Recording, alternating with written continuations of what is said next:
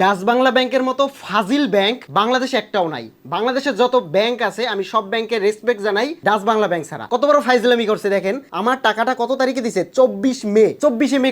কোনো ব্যাংক থেকে আমি কোনোদিনও টাকা পাইনি। আমি গ্যারান্টি দিতে পারি 21 মে বা 22 তারিখে অ্যাডসেন্স থেকে টাকা পাঠায়। 23-24 2 দিনের ভেতরে অ্যাডসেন্স থেকে কোনো দিনও বাংলাদেশি ব্যাংকে টাকা আসে না। কেন আসে না? কারণ 5 থেকে 7 দিন সময় লাগে টাকা আসতে, এবং ওই টাকাটা আমার হাতে পৌঁছাতে 4 থেকে 5 তারিখ হয়ে যায়। আর ব্যাংক আমাকে টাকা দিছে কত তারিখ দেখেন? ব্যাংক আমাকে টাকা দিছে 2 দিনের ভিতরে। 2 দিনের ভিতরে অ্যাডসেন্সের টাকা কোনোদিন আমার ব্যাংকে আসে না। কেন দিছে জানেন? ওই যে সরকার একটা পাত দিছে যে 7.5% ট্যাক্স, সাথে সাথে আমার এখানে 4210 টাকা ট্যাক্স কেটে নিয়েছে। ফাইজলামি। এই ধরনের ফাজিল মার্কা ব্যাংক এখনই চেঞ্জ করুন। আমি আপনাদেরকে ভিডিওটা সম্পূর্ণ দেখার অনুরোধ করতেছি। আপনারা জাস্ট এই মুহূর্তে কোনো অ্যাডসেন্সের টাকা থেকে শুরু করে কোনো কিছু বাংলাদেশি ব্যাংকে ঢুকাবেন না, এবং টাকাটা রেখে দেন, হোল্ড করে রেখে দেন। আমি দেখাচ্ছি আপনাদেরকে।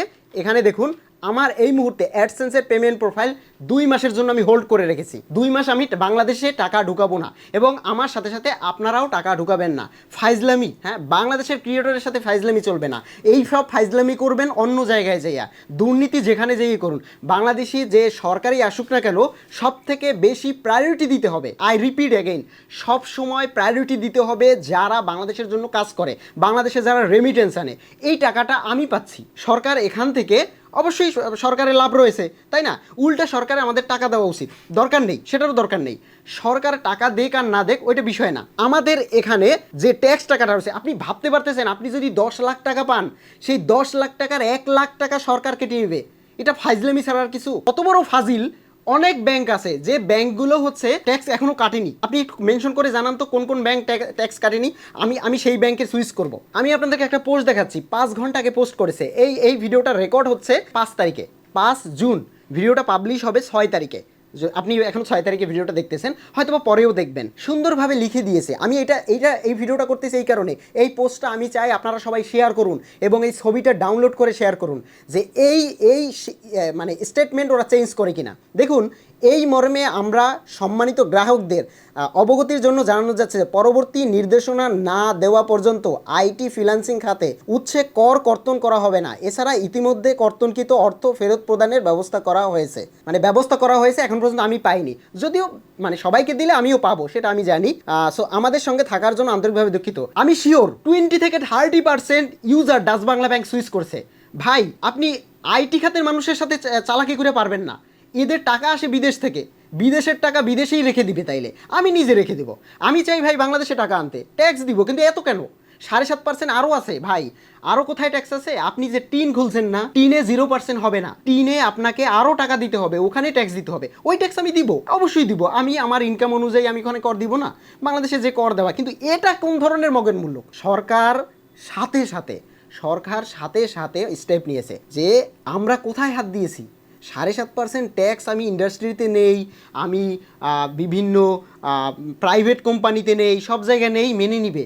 কিন্তু কোথায় হাত দিয়েছি? ফ্রিল্যান্সিং খাত থেকে আমি যদি টাকা নেই, তাইলে আমি নিজেও জানি যে এই টাকা বাংলাদেশে অর্ধেকও আসবে না।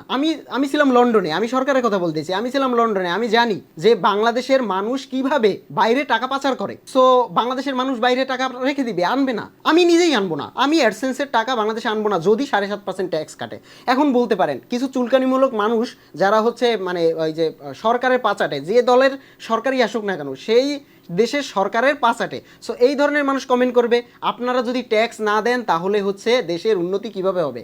আরে ভাই, আমার 2017 সাল থেকে মনিটাইজ, আমি এখন পর্যন্ত এই অ্যাডসেন্সের কোনো টাকা এখন পর্যন্ত ট্যাক্সে কাটিনি। তাহলে কি দেশ চলে নাই? দেশে বড় বড় উন্নয়নের কাজ হয় নাই? সো এগুলো কিভাবে হয়েছে? এখন সরকার ক্ষমতায় এসে 3 মাসের ভিতরে 7.5% ট্যাক্স কাটবে। সরকার এটাকে উঠাইয়ে নিছে, কারণ এইটা টিকবে না। এটা 1 মাসও টিকবে না, কারণ এটা সামনে আরো ভয়াবহ রূপ ধারণ করবে। বাংলাদেশে বিলিয়ন বিলিয়ন ডলার ঢুকে মানে অ্যাডসেন্স খাতে সামনে আরো বাড়তেছে। সো এরা সবাই যদি টাকা আনা বন্ধ করে দেয়, ইভেন এটা নিয়ে যদি কথা বলা শুরু করে, তাহলে সরকারের বদনাম হবে। এটাই স্বাভাবিক, তাই না? সো এই কারণে সরকার স্টেপ নিয়েছে। আমার ভাই রাগ হচ্ছে এই ডাচ বাংলার উপরে। এই শালার ব্যাংক আমাকে 2 দিনে টাকা দিছে, আপনাকে যেটা শুরুতে প্রুফ দেখিয়েছি। 2 দিনে কিভাবে টাকা দেয়? আমার লাইফে আমি এখন পর্যন্ত অ্যাডসেন্সের টাকা আমার 21 তারিখ রাতে বা 22 তারিখে উইথড্র হয়। 22 তারিখের টাকা কিভাবে 24 তারিখের ভিতরে অ্যাডসেন্স আমাকে ব্যাংকে পাঠাইতে পারে, কিন্তু কিভাবে এত দ্রুত প্রসেস করে? ওরা প্রসেস করছে কেন? টাকা ট্যাক্স পাইছি, আগে ওইটারে কাইটা দ্রুত প্রসেস করে দাও। ডাচ বাংলা আবার একটু বেশিই মানে কাজ করে। আমি নেক্সট টাইম যদি ডাচ বাংলার আর কোনো ফল্ট পাই, আমি তো সুইচ করবই, আমিও সবাইকে জানাবো যে ডাচ বাংলা সুইচ করো। মানে এরা এদের দোষ নেই, এটা আপনি বলবেন যে ডাচ বাংলার দোষ কোথায়? এটা তো সরকার নির্দেশনা দিচ্ছে। সরকার নির্দেশনা দিছে তাই বলে তুমি এত দ্রুত বাস্তবায়ন করবা? অন্যান্য ব্যাংক তো করে নাই। তুমি হোল্ড করতা। আজকে কত তারিখ? আজকে 5 তারিখ। অনেকের অ্যাডসেন্সের টাকা 5 তারিখও ঢুকে না, 5 থেকে 7 তারিখ ঢুকে। সো হোল্ড করার সময় নেই, আগে টাকা কাটে নাও। এখন টাকাটা ফেরত দিবে, কারণ অলরেডি একটু কমেন্ট বক্স দেখেন, দেরি করে ফেলছেন। অ্যাকাউন্ট নম্বর চেঞ্জ করেছি, আইবিবিএল দিয়েছি। ভাই আপনি যদি আইবিবিএল দিয়ে থাকেন তাহলে আইবিবিএলই রাখেন, ডাচ বাংলায় ফিরেন না। ডাচ বাংলায় অনেক ঝামেলা। এরা একটা ফাজলামি শুরু করছে। সরকার একটা স্টেপ নিলে সেটা কার্যকর করার আগেই ঈদের স্টেপ শুরু হয়ে যায়। এরা আবার একটু বেশি কুরকুরানি। আপনারা কে কোন ব্যাংক ব্যবহার করেন আমাকে কমেন্ট করে জানাবেন। আমি ডাচ বাংলার সাথে আছি শুরু থেকে, আমার অন্য কোনো ব্যাংক অ্যাকাউন্ট নাই, কারণ ডাচ বাংলার সার্ভিসটা আমি খুব ভালো পাই। ওদের মানে সব কিছু ভালো। আর ইভেন আমি হিসাব করে দেখেছি ওরা একটু টাকাও বেশি রাখে, 1-2 সেন্ট বা আপনার 50 পয়সা এরকম, ডলারে 50 পয়সা, এত না, কয়েক পয়সার জন্য একটু বেশি কম রাখে অন্যান্য ব্যাংকের থেকে। আপনি হিসাব করে দেখবেন যে আপনার যদি $500 ব্যাংকে ঢুকে, অ্যাডসেন্সের টাকা যদি ঢুকে, তাহলে সেই টাকার যে অ্যামাউন্টটা হয় সেই অ্যামাউন্টটা ডাচ বাংলা ব্যাংকে একটু হলেও বেশি রাখে। আমার এতে কোনো সন্দেহ নাই বা আমার এতে কোনো ঝামেলাও নেই। আমার ভালো লাগে, আমি ব্যবহার করি, এতদিন ধরে ব্যবহার করতেছি, আমি সামনে ব্যবহার করবো। বাট আমি আমার অ্যাডসেন্সের টাকা হোল্ড রেখেছি 2 মাস, আমি টাকা নিব না। কারণ এরা যে এই কথা লিখেছে, আমি শিওর এই মত আবার পরিবর্তন করতে পারে। যদি মত পরিবর্তন না করে টাকা ফেরত দেয়, তাহলে আমি চেঞ্জ করব না, আমি ডাচ বাংলাতেই থাকবো। আর যদি এটা ওরা স্টেপ না দেয়, আরে ব্যাংক স্টেপ নিলেই তো হয়, সব ব্যাংকগুলো স্টেপ নেবে। পাবলিক এটা চাচ্ছে না, পাবলিকের বিপক্ষে কেন যাবে সরকার? সো আমি এখন বলতে পারেন এখানে ব্যাংকের দোষ কোথায়? সরকার চালু করেছে দেখেই তো ব্যাংক এটা করেছে।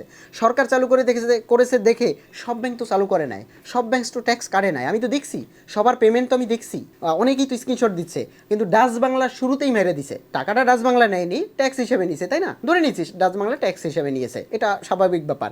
কিন্তু ডাচ বাংলা এত দ্রুত কেন, এত ফাস্ট কেন? আপনাদের সার্ভিস কি 1 মাসের ভিতরে উন্নতি হয়ে গেছে? একটা কল দিলে তো সেই কল রিসিভ করতেই খবর হয়ে যায়, একটা প্রবলেমে পড়লে সেটা সলভ করতেই তো 3 দিন লেগে যায়। তো সেক্ষেত্রে ট্যাক্সের টাকা একটা সরকারে একটা অ্যানাউন্স দেওয়ার আগেই টাকা কাইটে নেওয়া হয়ে গেল, মানে এরপরে এখন আবার টাকা ফেরত দিবে। সো আরও কী জন্য কয়েকটা স্ক্রিনশট দেখলাম, মান্থলি টাকা থাকলে যে ইয়ারলি যে ট্যাক্সটা কাটে সেটা নাকি আরও বাড়ানো হয়েছে। কোন ব্যাংকের জন্য? ডাচ বাংলা না। সো আপনি যদি একটু কমেন্ট বক্সগুলো দেখেন তাহলে দেখবেন কি পরিমাণ মানুষ ডাচ বাংলার ব্যাংক নিয়ে কথা বলতেছে। যদি এখন সব কিছু ঠিক থাকে, আমি নিজেই ডাচ বাংলায় জয়েন হওয়ার কথা বলবো। আমার চ্যানেলে আরও ভিডিও আছে, আমি বলি ডাচ বাংলাতে জয়েন হন, ডাচ বাংলার সার্ভিসগুলো নেন। ইভেন আমি ব্যবহার করি, আমার অন্য কোনো ব্যাংক নেই। কিন্তু আমার কথা হচ্ছে ভাই, একটা জিনিস পাবলিকলি আসার আগে, পাবলিকলি অ্যানাউন্স হওয়ার আগে, সেইটা মানে এটা ডাচ বাংলা ব্যাংক কোনোভাবেই ঠিক করেনি। আমার এইটা কোনোভাবেই ভালো লাগেনি। তবে এখন অপেক্ষার পালা। বাট আমি আগামী 1 মাসে টাকা আনতেছি না, কারণ এদের তাল ভাওনা আমার ভালো লাগতেছে না। আর আমি ব্যাংকও চেঞ্জ করতেছি না, আমি ডাচ বাংলাতেই থাকবো।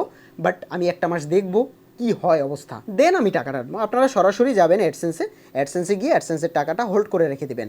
আমি 7 তারিখ পর্যন্ত হোল্ড করে রেখেছি, মানে আমার যত টাকাই আসবে সামনের মাসে ঢুকবে না, পরের মাসে ঢুকবে। আমি দেখবো আগে বাংলাদেশে কি স্টেপ নেয়। যদি ভালো স্টেপ নেয় তাহলে তো ভালো, আর যদি ভালো স্টেপ না হয় তাহলে আমি ট্যাক্স দিতে রাজি। বাট এইভাবে প্রতি মাসে 7%, 7.5% করে ট্যাক্স ইজ হিউজ অ্যামাউন্ট। মানে 1 লাখ টাকায় প্রায় 7,500 টাকা, তারও বেশি হবে। আরও নাকি হিডেন কিছু চার্জ আছে। সো সব মিলে এত টাকা তো আমি দিতে রাজি না, কখনোই না। সো আমি না, এবং আমার মতো অনেকেই আছে এটা দিতে রাজি না। সো একটু কমেন্ট করে জানাবেন। এই পদক্ষেপটা সরকার নিয়ে স্টেপটা উঠিয়ে ফেলেছে জনগণের স্বার্থে, সেটা ভালো করেছে। কিন্তু ভাই এই ব্যাংকগুলো একটু অ্যাডভান্স বুঝে। তো এখনই কমেন্ট করে জানাবেন আপনি কোন ব্যাংক ব্যবহার করেন, আর অলরেডি চেঞ্জ করে ফেলেছেন কিনা ডাচ বাংলা ব্যাংক। তো আমি চাই ডাচ বাংলা ব্যাংক সিদ্ধান্তটা একটু ভেবে চিনতে নিবে, জনগণের কথা আগে ভাববে।